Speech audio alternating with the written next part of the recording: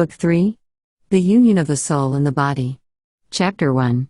The mind has an incomplete life. The problem of the union of the mind and the body is not one of those which present themselves in pure speculation. It has its roots in experimental facts, and is forced upon us by the necessity of explaining observations such as those we are about to quote.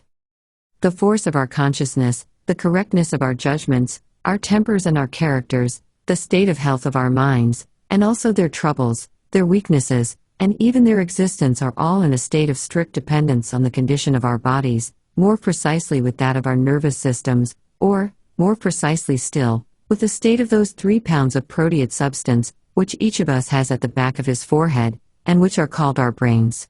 This is demonstrated daily by thousands upon thousands of observations. The question is, to know how this union of the body with the consciousness is to be explained, it being assumed that the two terms of this union present a great difference in their nature.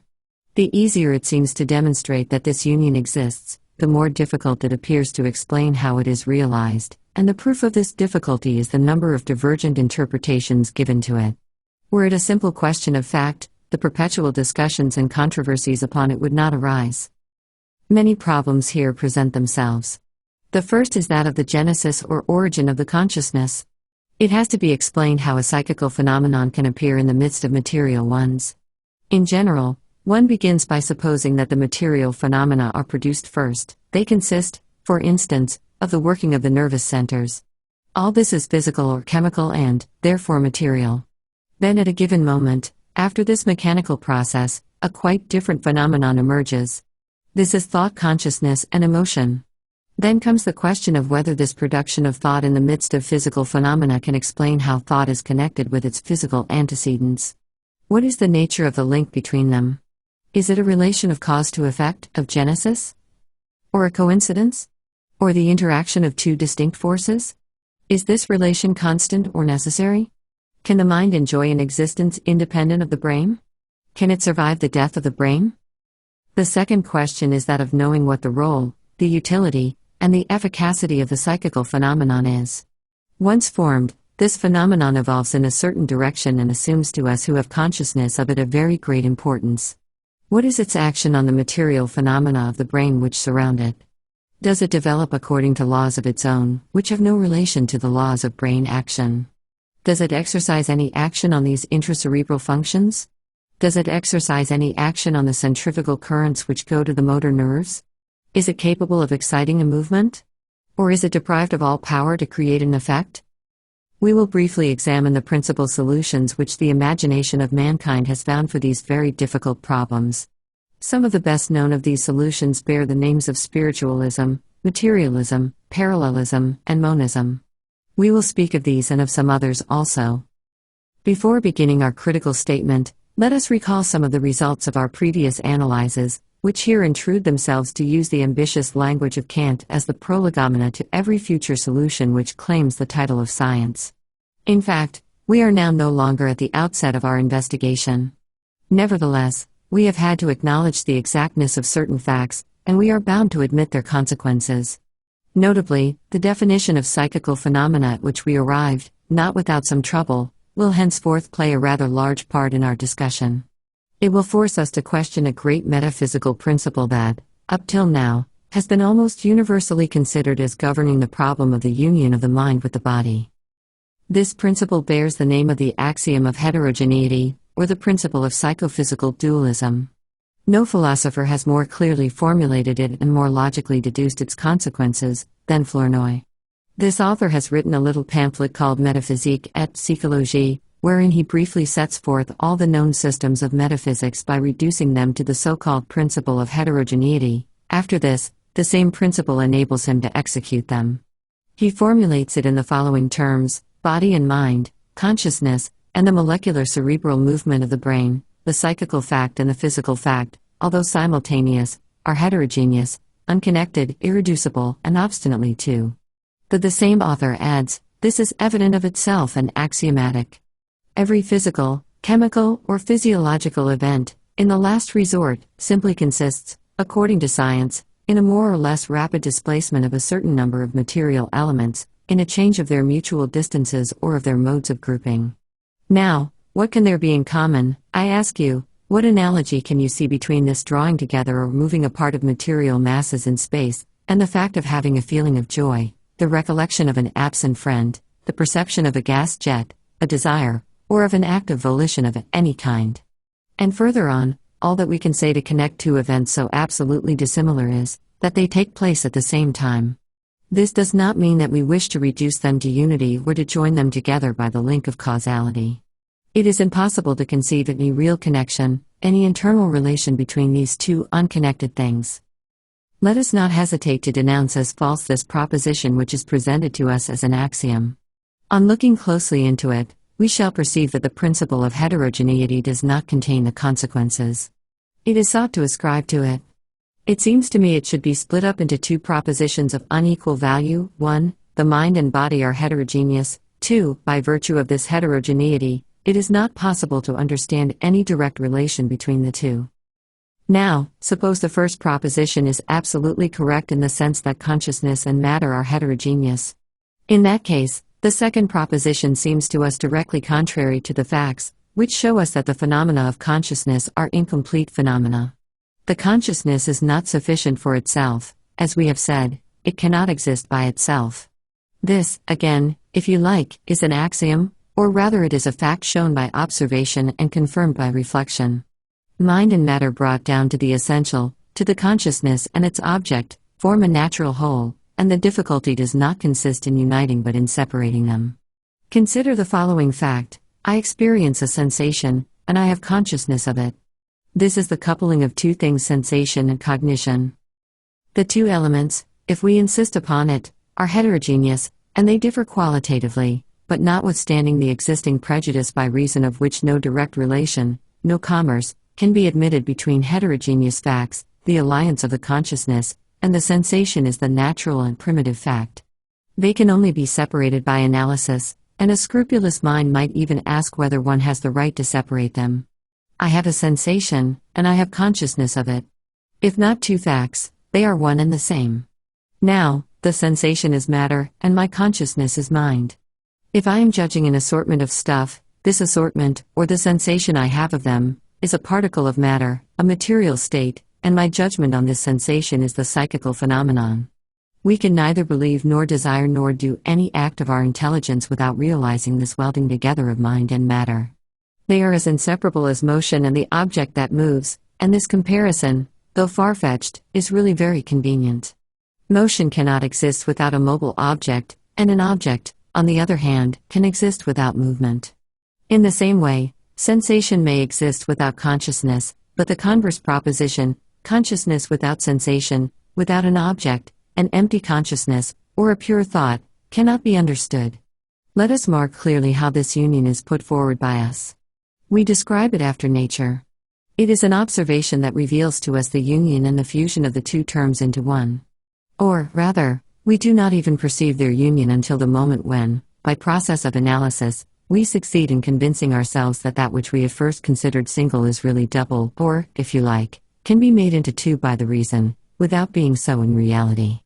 Thus it happens that we bring this big problem in metaphysics onto the field of observation.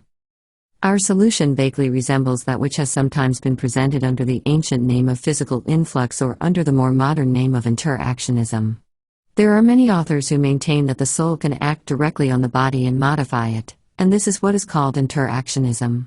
Thereby is understood, if I mistake not, an action from cause to effect, produced between two terms which enjoy a certain independence with regard to each other. This interpretation is indubitably close to ours, though not to be confused with it. My personal interpretation sets aside the idea of all independence of the mind, since it attributes to the mind an incomplete and, as it were, a virtual existence. If we had to seek paternity for ideas, I would much rather turn to Aristotle.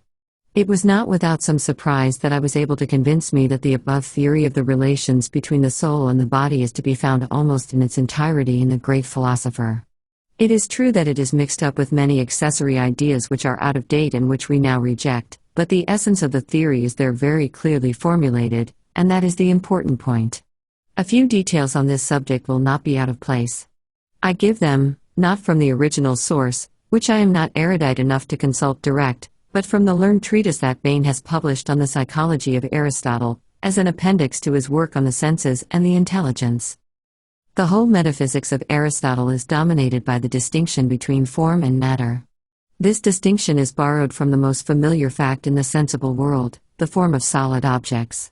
We may name a substance without troubling ourselves as to the form it possesses, and we may name the form without regard to the substance that it clothes.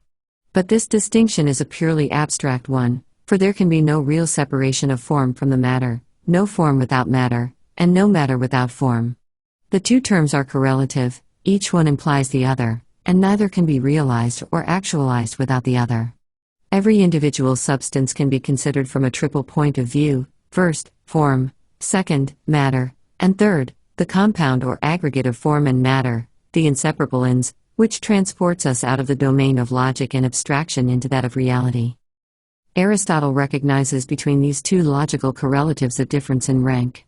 The form is superior, nobler, higher in dignity, nearer to the perfect entity; matter is inferior, more modest, more distant from perfection. On account of its hierarchical inferiority, the matter is often presented as the second, or correlatum, and form as the first, or relatum. This difference in rank is so strongly marked, that these two correlations are likewise conceived in a different form, that of the potential and the actual. The matter is the potential and perfect, roughly outlined element that is not yet actual and may perhaps never become so. The form is the actual, the energy, the entelechy, which actualizes the potential and determines the final compound. These few definitions will make clear the singularly ingenious idea of Aristotle on the nature of the body, the soul, and of their union. The body is matter, which is only intelligible as the correlatum of form. It can neither exist by itself nor be known by itself, that is to say, when considered outside this relation. The soul is form, the actual. By uniting with the body, it constitutes the living subject. The soul is the relatum, and is unintelligible and void of sense without its correlatum.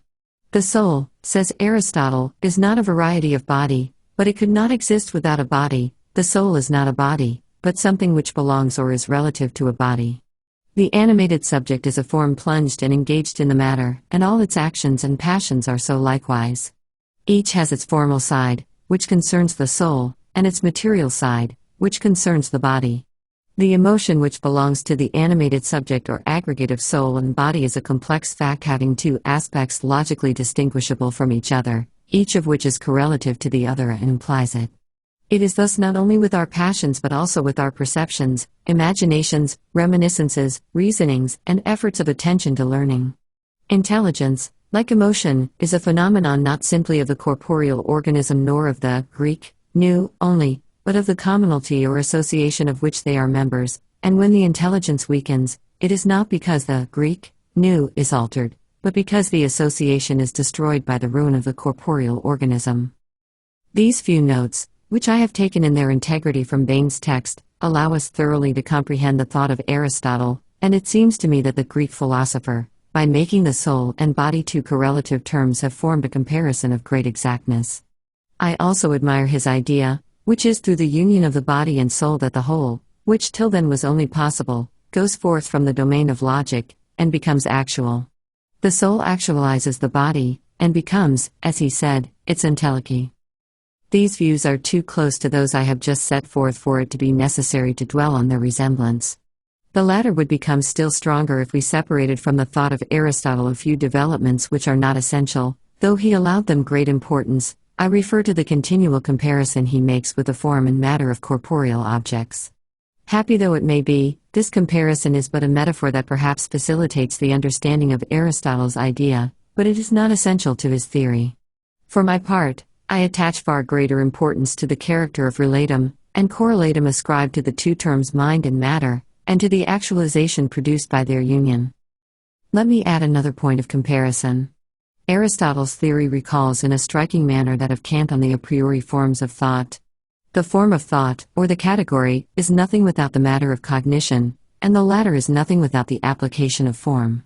Thoughts without content given by sensation are empty, intuitions without concept furnished by the understanding are blind. There is nothing astonishing in finding here the same illustration, since there is a question of describing the same phenomenon, the relation of mind to matter. There remains to us to review the principal types of metaphysical systems. We shall discuss these by taking as our guide the principle we have just evolved, and which may be thus formulated: the phenomena of consciousness constitute an incomplete mode of existence. Chapter 2. Spiritualism and Idealism. Flournoy has somewhere written that the chief interest of the systems of metaphysics lies less in the intellectual constructions they raise than in the aspirations of the mind and of the heart to which they correspond. Without taking literally this terribly skeptical opinion, it would be highly useful to begin the study of any metaphysical system by the psychology of its author. The value of each system would be better understood, and their reasons would be comprehended. This book is too short to permit us to enter into such biographical details. I am obliged to take the metaphysical systems en bloc, as if they were anonymous works, and to efface all the shades, occasionally so curious, that the thought of each author has introduced into them. Yet, however brief our statement, it seems indispensable to indicate clearly the physical or moral idea concealed within each system. Spiritualism. It is known that spiritualism is a doctrine that has its chief aim the raising of the dignity of man by recognizing in him faculties superior to the properties of matter. We constantly meet, in spiritualism, with the notion of superior and inferior, is understood as not only in an intellectual sense but also in a sense of moral worth. It will also be remarked, as a consequence of the above principle, that a spiritualist does not confine himself to discussing the ideas of his habitual adversary, the materialist. He finds them not only false, but dangerous, and is indignant with them. Some persons even ingenuously acknowledge that they hold firmly to certain principles because they fear being converted to materialism. I can also discern in this system, a very natural horror of death inspires so many people, of whom I am one, both hatred and disgust. The spiritualist revolts against the prospect of a definitive annihilation of thought, and the system he adopts is largely explained as an effort towards immortality.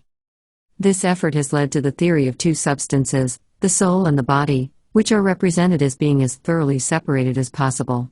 The soul has not its origin in the body, and it derives none of its properties from its fellow. It is a substance created in complete independence relative to the body. The soul, in its essence, has nothing in common with the matter. The essence of the soul, said Descartes, is thought. The essence of the body is extended.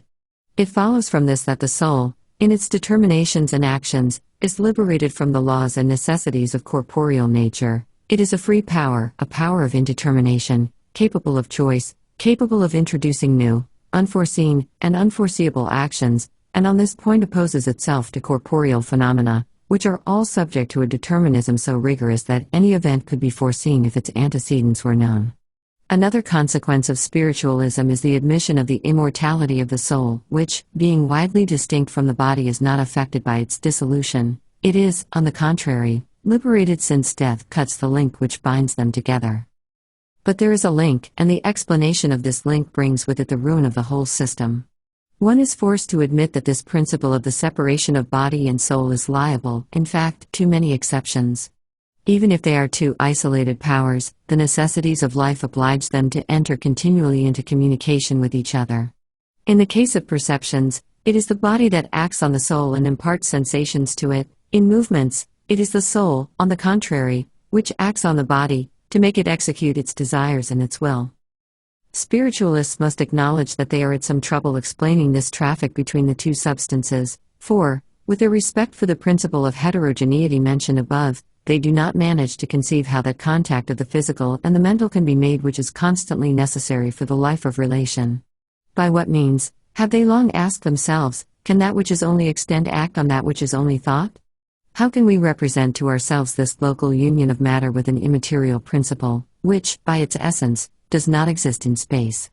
The two substances have been so completely separated to ensure the liberty of the soul, and its superiority over the body, that it has become impossible to bring them together. The scission has been too complete. They cannot be sewn together again.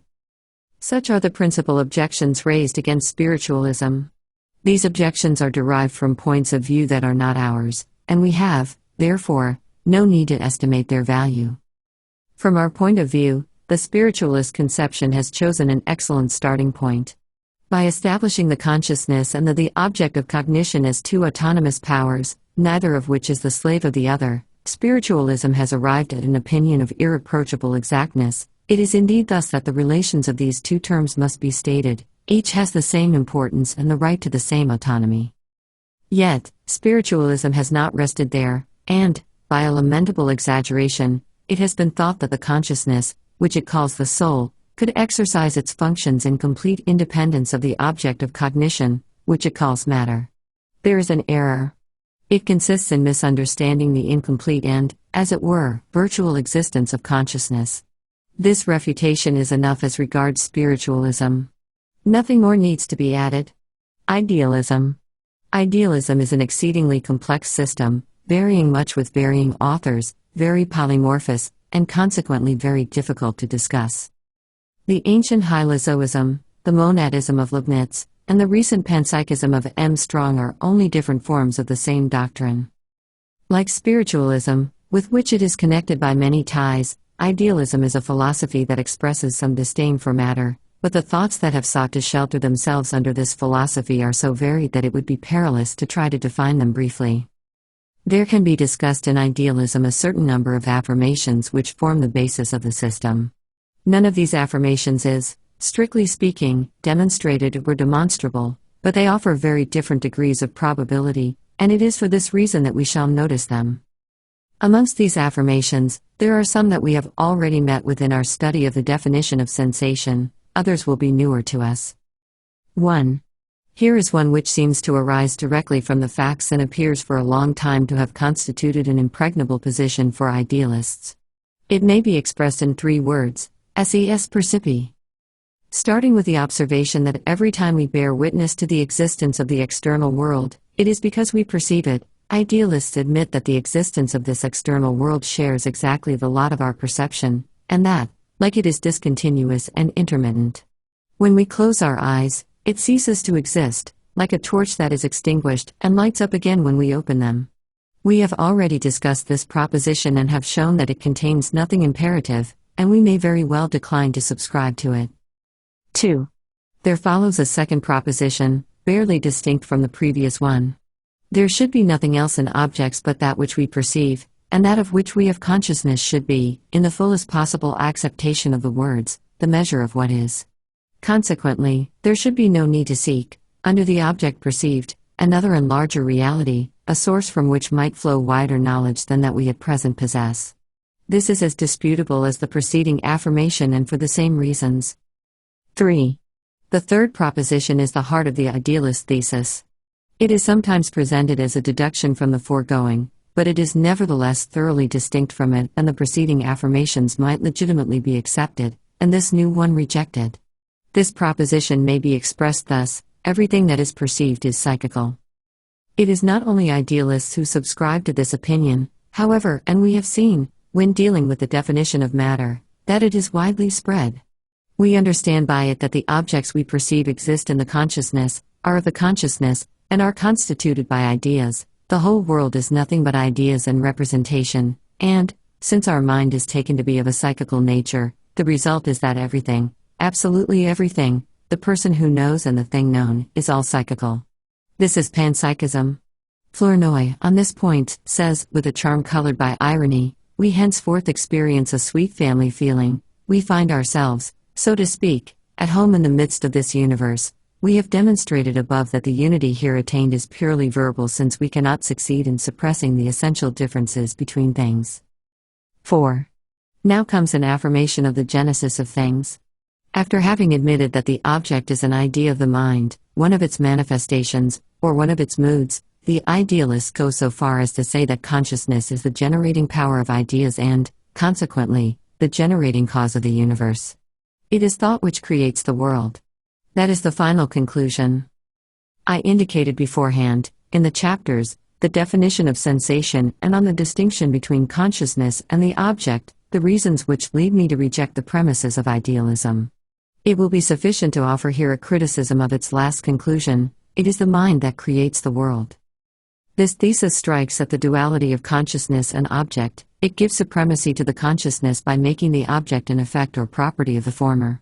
We can object that this genesis cannot be clearly represented, and that for the very simple reason that it is impossible to clearly accept mind as a separate entity and distinct from matter. It is easy to affirm this separation, thanks to the cynicism of the words, which are here used like a counterfeit coin, but we cannot represent it to ourselves, for it corresponds to nothing. The consciousness constitutes all that is mental in the world, nothing else can be described as mental. Now, this consciousness only exists as an act. It is, in other terms, an incomplete form of existence, which does not exist apart from its object, of which the true name is matter. It is, therefore, very difficult to understand this affirmation. It is the mind that creates the world, since to be able to do so, we should have to imagine consciousness without an object. Moreover, should we even succeed in doing so, we should be none the more disposed, on that account, to give assent to this proposition. Consciousness and matter represent to us the most different and antithetical terms of the whole of the knowable. Were the hypothesis to be advanced that one of these elements is capable of engendering the other, we should immediately have to ask ourselves why this generating power and this preeminence should be attributed to one rather than to the other element. Who can claim that one solution is more clear, more reasonable, or more probable than the other? One of the great advantages of the history of philosophy here asserts itself. This history shows us that different minds, when reflecting on the same problems, have come to conceive solutions that have appeared to them clear, and consequently were possible. Now, as these solutions are often contradictory, nothing shows better than their collation the distance between possibility and fact. Thus the materialists, who, like the idealists, have put forward a genetic theory of the mind, have conceived mind as produced by matter, a conception diametrically opposed to that of the idealists. It may be said that these two conceptions, opposed in a sense, annul each other, and that each of these two philosophical systems have rendered our service by demonstrating the error of the opposing system. Chapter 3. Materialism and Parallelism. Materialism is a very ancient doctrine. It is even the most ancient of all, which simply proves that among the different explanations given of our double physico-mental nature, this doctrine is the easiest to understand. The origin of materialism is to be found in the beliefs of savage tribes and is again found, very clearly defined, in the philosophy of those ancient Greeks who philosophized before Plato and Aristotle. A still stranger fact is that the thoughts of a great number of the fathers of the Church inclined toward the philosophy of matter. Then, in the course of its evolution, there occurred a moment of eclipse, and materialism ceased to attract attention till the contemporary period in which we assist at its rebirth. Nowadays, it constitutes a powerful doctrine, the more so that it has surreptitiously crept into the thoughts of many learned men without their being clearly conscious of it. There are many physicists and physiologists who think and speak as materialists, though they have made up their minds to remain on the battleground of observed facts and have a holy horror of metaphysics. In a certain sense, it may be said that materialism is the metaphysics of those who refuse to be metaphysicians. It is very evident that in the course of its long history, materialism has often changed its skin. Like all knowledge, it has been subject to the law of progress, and certainly, it would not have been of a nature to satisfy the intellectual wants of contemporary scholars, had it has not stripped itself of the rude form under which it first manifested itself in the mind of primitive man. Yet what has enabled the doctrine to keep its unity through all its changes is that it manifests a deeply human tendency to cling by preference to everything visible and tangible. Whatever strikes the eyes, or can be felt by the hand, seems to us in the highest degree endowed with reality or existence. It is only much later, after an effort of refined thought, that we come to recognize an existence in everything that can be perceived in any way, whatever, even in an idea. It is still later that we understand that existence is not only that which is perceived but also that which is linked logically with the rest of our knowledge. A good deal of progress has been necessary to reach this point. As I have not the slightest intention of giving even an abridged history of materialism, let us come at once to the present day, and endeavor to say in what consists the scientific form this doctrine has assumed. Its fundamental basis has not changed. It still rests on our tendency to give chief importance to what can be seen and touched, and it is an effect of the hegemony of three of our senses, the visual, tactile, and muscular. The extraordinary development of the physical sciences has no doubt given an enormous encouragement to materialism, and it may be said that in the philosophy of nature, it occupies a principal place, and that it is there in its own domain and unassailable. It has become the expression of the idea that everything that can be explained scientifically, everything susceptible to being measured, is a material phenomenon. It is the representation of the material explanation pushed to its last limits, and all experiments, all calculations, all inductions resting on the grand principle of the conservation of matter and energy plead in its favor. We will examine with some precision how far such a doctrine solves the problem of the existence of intellectual functions. The doctrine has understood this connection as being purely material, and has sought its image in other phenomena which are entirely so. Thus, it has borrowed from physiology the principle of its explanation, it has transported into the domain of thought the idea of function, and it has supposed that the soul is to the body and the relation of function to the organ. Intelligence would thus be a cerebral function. To explain intelligence, materialists link it with matter, turn it into a property of matter, and compare it to a movement of matter and sometimes even to a secretion. So Karl Vogt, the illustrious Genevan naturalist, one day declared, to the great scandal of everyone, that the brain secretes the thought as the kidney does urine. This bold comparison seemed shocking, puerile, and false, for secretion is a material thing while thought is not. Karl Vogt also employed another comparison: the brain produces the thought as the muscle produces movement, and it at once seems less offensive to compare the thought to a movement than to compare it to a liquid secretion. In the present day, an illustration still vaguer would be used, such as that of a transformation of energy. Chemical energy disengaged by the nerve centers would be thus looked upon as transformed into psychical energy. However, it matters little what metaphors are applied to help in explaining the passage from the physical to the mental. What characterizes materialist philosophy is its belief in the possibility of such a passage, and it considers it as the genesis of thought. One calls materialist, says Renouvier, with great exactness, every philosophy which defines thought as the product of a compound whose elements do not imply thought. A sweeping formula that allows us to foresee all the future avatars of the materialist doctrine and to class them beforehand in the same category. The criticisms which have been directed against materialism are all, or nearly all, variations of the principle of heterogeneity. We will not dwell long on this, but simply recollect that, according to this principle, it is impossible to attribute to the brain the capacity to generate consciousness. Physical force can indeed generate physical force under the same or a different form, and it thus produces all the effects which are determined by the laws of nature. But it is impossible to comprehend how physical force can enrich itself at a given moment by a conscious force. Physical force is reduced to movements of bodies and to displacements of atoms. How could a change of position in any inert object give rise to a judgment, reasoning, or any phenomenon of consciousness? It is further said, this idea of function, which materialists here introduce to render more comprehensible the passage from a material body to spiritual action, contains only an empty explanation, for the function is not essentially distinct by its nature from the organ, it is simply the organ in activity, it adds to the organ taken in a state of repose but one change, viz. Activity, that is to say, movement, and, consequently, the function of an organ is material by the same right as the organ. When a muscle contracts, this contraction, which is the proper function of the muscular fiber, consists of a condensation of the muscular protoplasm, and this condensation is a material fact. When a gland enters into activity, a certain quantity of liquid flows into the channels of the gland, and this liquid is caused by a physical and chemical modification of the cellular protoplasm. It is melting or liquefaction, which likewise is material. The function of the nerve cell is to produce movement, preserve it, or direct it. It is material like the cells. There is, therefore, nothing in all those functional phenomena which might lead us to understand how a material cause should be capable of engendering a conscious effect. It seems that all materialists have acknowledged that here is the vulnerable point in their theory, for it is the principle of heterogeneity that they have especially combated. But their defense is wanting in frankness and principally consists of subterfuges. In brief, it affirms that we are surrounded by mystery, that we are not sufficiently learned to have the right to impose limits to the power of matter, and to say to it, "Thou shalt not produce this phenomenon." A materialist theologian declares that he sees no impossibility in stones thinking and arguing if God, in his infinite power, has decided to unite thought with the brute matter. This argument is not really serious, it demands the intervention of so powerful a deus ex machina, that it can be applied equally to all problems. To solve all is to solve none. Modern materialists rightly do not bring God into question.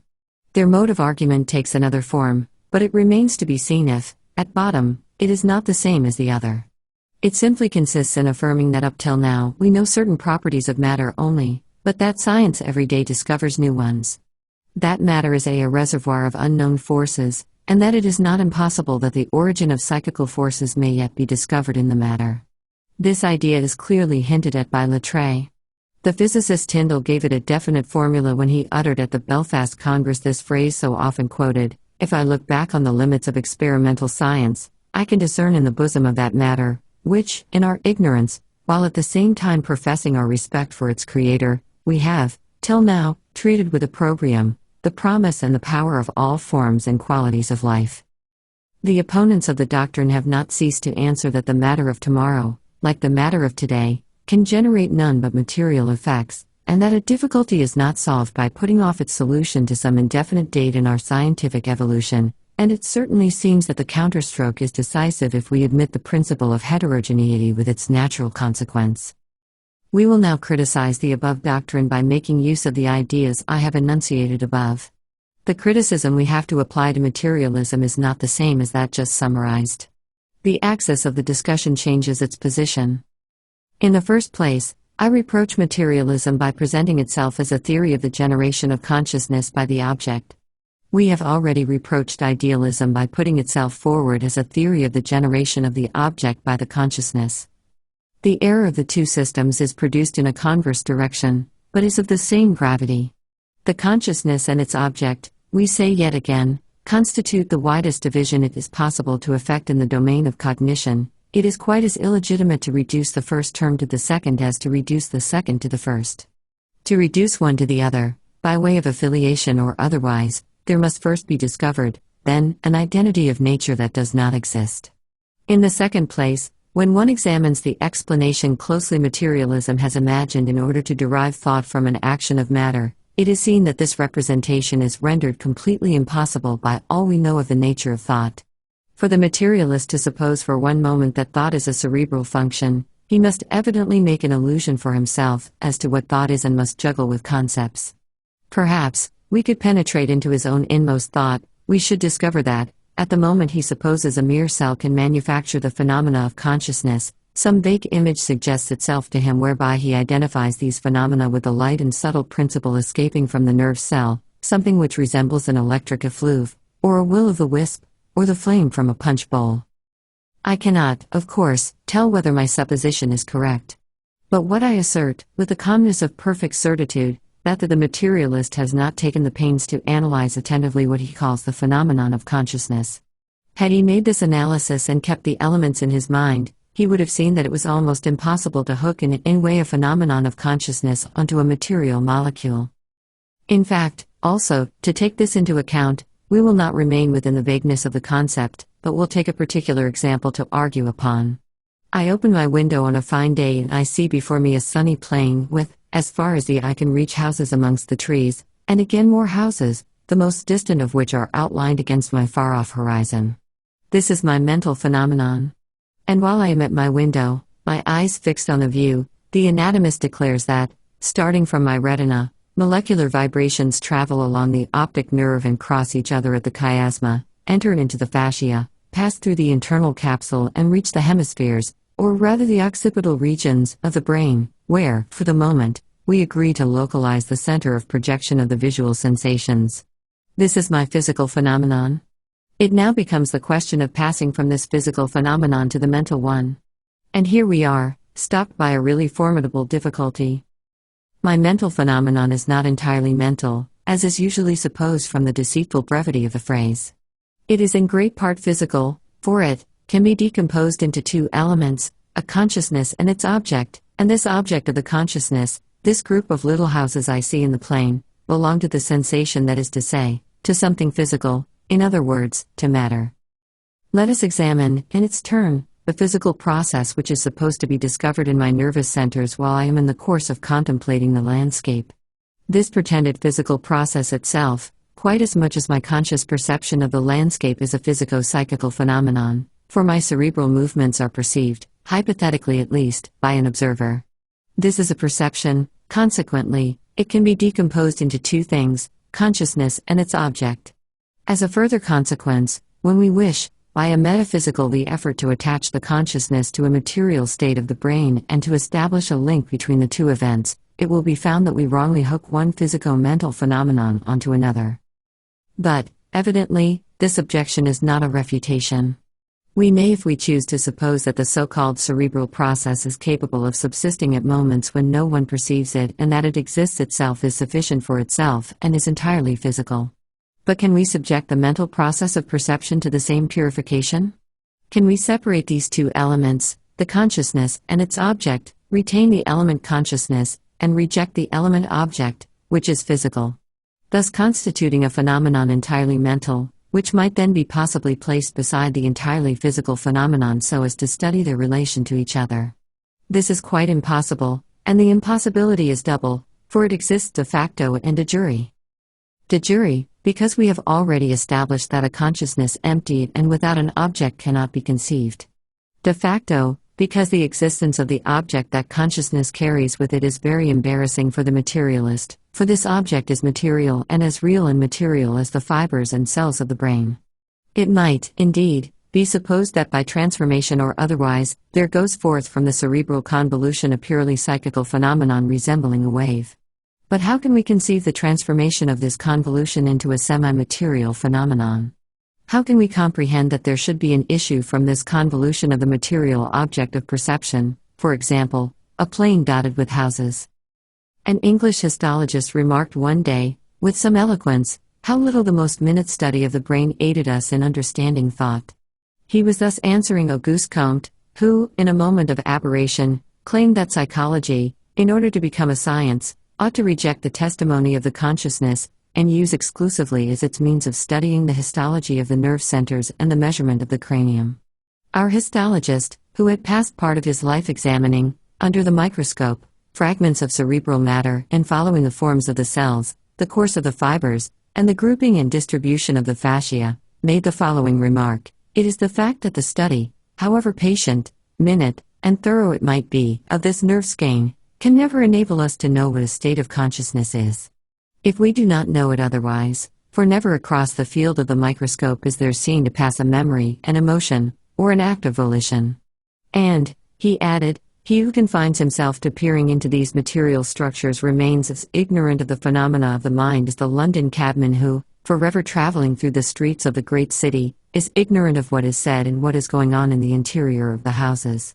This picturesque comparison, the truth of which has never been questioned, is based on this supposition that the psychical act is entirely immaterial and invisible and therefore escapes the piercing eye of the microscope. But a deeper analysis of the mind shows how little exact this assertion is. From the moment each psychical act implies a material object, we can ask ourselves two things. 1. Why is it that the anatomist does not discover these material objects in the interior of the brain? We ought to see them, for they are material and therefore visible. We ought to see them with their aspect and color or be able to explain why they are not seen. In general, all that is described to us in the brain is molecular vibrations. But we are not conscious of them. Where, then, is that of which we are conscious? 2. It should next be explained to us by what elaboration, transmutation, or metamorphosis a molecular disturbance, which is material, can transform itself into objects which are equally material. This is the criticism we have to address of materialism. Until proof to the contrary, I hold it to be irrefutable. Parallelism. For this exposition to follow the logical order of ideas, the discussion on materialism should be immediately succeeded by that parallelism. These two doctrines are near akin, they resemble each other as the second edition of a book, revised and corrected, resembles the first. Parallelism is the materialist doctrine of those forewarned folk who have perceived the errors committed and endeavor to avoid them, while cherishing all that can be saved from the condemned doctrine. That which philosophers criticized in materialism was the misunderstanding of the principle of heterogeneity. The parallelists have seen this mistake, and have taken steps to respect this principle. We shall see in what way. They are especially prudent, and they excel in avoiding being compromised. They put forth their hypothesis as a provisional one, and they vaunt its convenience. It is, say they, a practical method of avoiding many difficulties. It becomes for philosophers an equivalent of that phrase which so many timorous ministers repeat, above all, no scrapes. Let us study the exact point at which parallelism has amended materialism. We have seen that every materialist doctrine is the expression of this idea that physical phenomena are the only ones that are determined, measurable, explicable, and scientific. This idea does wonders in the natural sciences. Still, it is at fault when, from the physical, we pass into the moral world. We have seen how the materialistic doctrine fails when it endeavors to attach the physical to the mental. There are then two great difficulties that the materialistic explanation finds before it. One is a difficulty of mechanism and the other of genesis. By connecting the mind with the brain, like a function to its organ, this doctrine seeks to solve these two problems, and with what little success we have seen. Parallelism has tried to avoid these two problems. Not only does it not solve them, but it arranges so as not to propound them. The expedient adopted consists in avoiding the meeting of the physical and the mental. Instead of placing them end to end and welding one to the other, they are placed in parallel fashion, side by side. To explain their correlation, which so many observations vaguely demonstrate, the following hypothesis is advanced. Physical and psychical life form two parallel currents, which never mingle their waters. To every state of definite consciousness there corresponds to the counterpart of an equally definite state of the nerve centers. The fact of consciousness has its antecedents and their consequences in the consciousness, and the physical fact equally takes its place in a chain of physical facts. The two series are thus evolved and correspond strictly to each other according to a necessary law, so that the scholar who was perfectly instructed, and to whom one of these states was presented, could describe its fellow. But never does any of the terms of one series influence the terms of the other. Observation and the testimony of the consciousness seem to attest to this dual progress, but they are, according to the parallelist hypothesis, illusions. When I move my arm by a voluntary act, it is not my will, qua act of consciousness, which determines the movement of the arm, for this is a material fact. The movement is produced by the coming into play of groups of muscles. Each muscle is composed of a semi-fluid substance, being excited, contracts in the direction of its greatest length. The excitant of the muscles is also a material fact, a material influx that starts from the motor cells of the encephalon and of which we know the course down through the pyramidal fascium, the anterior roots of the spinal cord, and the nerves of the periphery to its termination in the motor plates of the muscles. It is this excitement which is the physical, direct, and veritable cause of voluntary movements. And it is the same with all acts and signs, all expressions of our conscious states, the trembling of fear, the redness of anger, the movements of walking, down to the words we utter. All these are physical effects produced by physical processes, which act physically, and of which the mental counterpart has no effective action. Let it be understood that I am here pointing out one of the forms, and the most usual, of the parallelist theory. Each author varies it according to his fancy. Some widen the correspondence between the physical and the moral, while others prefer to narrow it. At one time, a vague relation is supposed which is only true on a large scale and is a union rather than an equivalence. On another, it is an exact counterpart, a complete duplicate in which the smallest physical event corresponds to a mental one.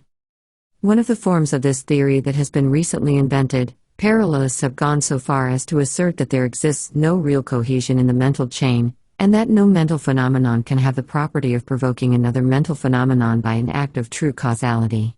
It is within the nervous tissue, they say, that the nexus of psychic states should be enclosed. These should succeed in time without being directly connected with one another. They should succeed because their physical basis of them is excited in succession. Some of them would be like the air on the piano. The notes follow each other and arrange themselves into melodies, not by any affinity proper to themselves, but because the keys of the instrument are struck in the required order. I said a little while ago that parallelism was a perfected materialism. The reason for this will be understood.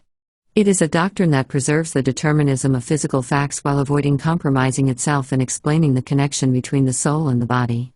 It remains scientific without raising a metaphysical heresy. Binet is one of those who have most clearly expressed, not only the advantages, but also the aspirations of this theory. We have every reason for believing, he says, that there is in company with all our mental processes, an unbroken material succession. From the ingress of a sensation to the outgoing responses in action, the mental succession is not for an instant dissevered from a physical succession. A new prospect bursts upon the view. There is a mental result of sensation, emotion, and thought, terminating in outward displays of speech or gesture.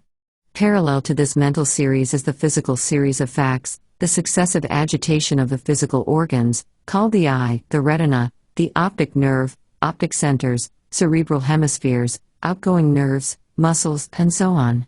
While we go the round of the mental circle of sensation, emotion, and thought, There is an unbroken physical circle of effects.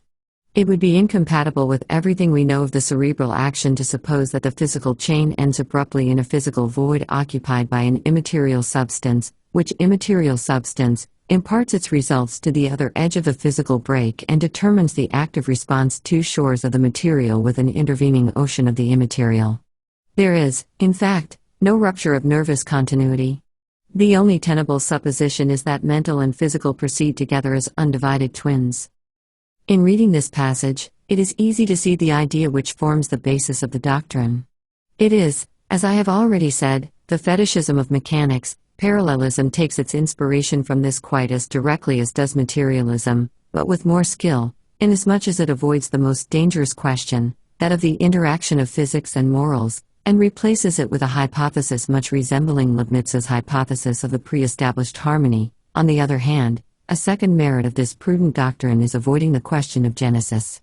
It does not seek the origin of thought, but places this last in a relation of parallelism with the manifestations of matter, and in the same way that parallel lines prolonged ad infinitum never meet, so the partisans of this doctrine announce their resolution is not to inquire how the actual state of things has been formed, nor how it will end if, for example, one of the terms should disappear by the death of the bodily organism. Notwithstanding so many precautions, criticisms have not been wanting, only they would seem not to have touched the weak part of the doctrine and not to be decisive. We will only run through them briefly. It has been said, there is no logical necessity that forces us to refuse the consciousness of the privilege of acting in complete independence of the nervous mechanism. It has also been said, it is by no means certain that any nervous mechanism can be invented which imitates an intellectual act.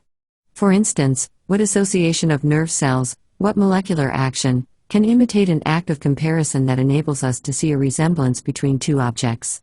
Let it be supposed, for example, that the resemblance of two impressions come from a partial identity, and that the latter has for material support an identity in the seat with the form of the corresponding nervous influx. But what is identity? How can it be conceived without supposing resemblance, of which it is but a form? How, then, can the one be explained by the other? Thus, for instance, at the bottom of all our intellectual acts, there is a certain degree of belief. Can any material combination be found which corresponds thereto? There is one last objection, the most serious of all.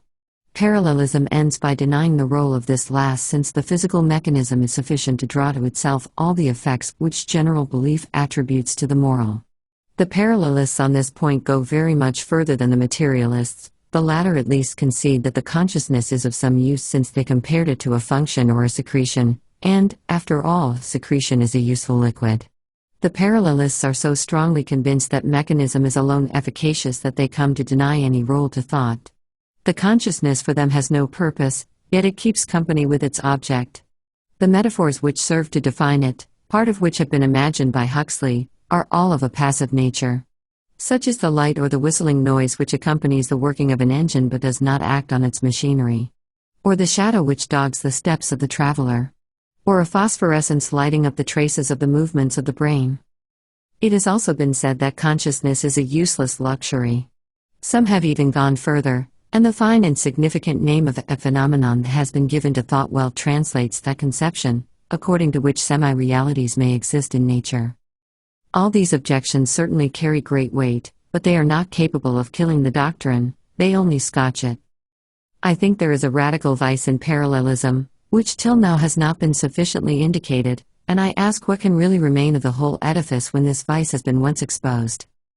Parallelism implies a false idea, which we have already come across when discussing materialism. It is the idea that a phenomenon of consciousness constitutes one complete whole. The error proceeds from the use of concepts that cause reality to be lost sight of. The reality shows that every phenomenon of consciousness consists of a mode of activity, an aggregate of faculties that require an object to fasten onto and so realize themselves, and that this object is furnished by matter. What we always note in intuition is the union, the incarnation of consciousness matter. Our thoughts, our memories, and our reasonings have as objects sensations, images, that is to say, things which, strictly speaking, are as material as our own brains. It is, therefore, rather childish to put all these workings of the spirit on another plane and in another world than the workings of the brain, since they are in a great part of the same nature as the last named, and they contain so many material elements. Now, if we re-establish facts as they are, if we admit a parallelism between physical phenomena, on the one hand, and phenomena at once physical and psychical, on the other, the parallelist hypothesis loses every sort of meaning. It ceases to present to us the image of two phenomena of an absolutely different order, which are found coupled together like the two faces of unity, the front and back of a page, the right and wrong side of stuff. If there is anything material in the psychical part, the opposition of nature no longer exists between the two terms, they become identical. Very often, certain parallelists, after thinking they have discovered the duality of nature, endeavor to bring it back to unity by supposing that the two faces of reality are two effects of one, the unique reality, inaccessible to our senses and underlying appearances. Why go so far afield to seek unity? It is trouble in vain, for it is to be found in the phenomenon itself.